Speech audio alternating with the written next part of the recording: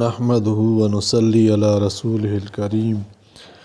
اما بعد فاعوذ باللہ من الشیطان الرجیم بسم اللہ الرحمن الرحیم قل تو کہہ هل انبئکم میں تم کو بتاؤں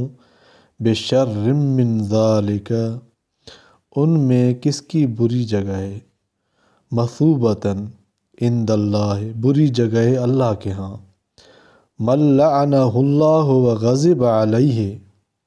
وہی جس کو اللہ نے لعنت کی اور اس پر غضب ہوا، وجعل منہم القردۃ اور ان میں بعض بندر کیے،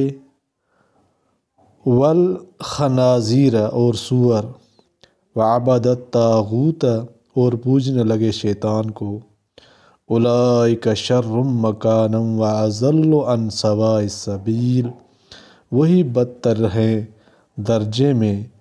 اور بہت بہکے سیدھے راہ سے۔ تبلیغ و دعوت میں مخاطب کی رعایت۔ یہاں کل حل انبئکم میں جو حال ایک مثال کے انداز میں ایسے لوگوں کا بیان کیا ہے جن پر اللہ کی لعنت و غضب ہے، اس کے مصداق در حقیقت خود یہی مخاطب تھے۔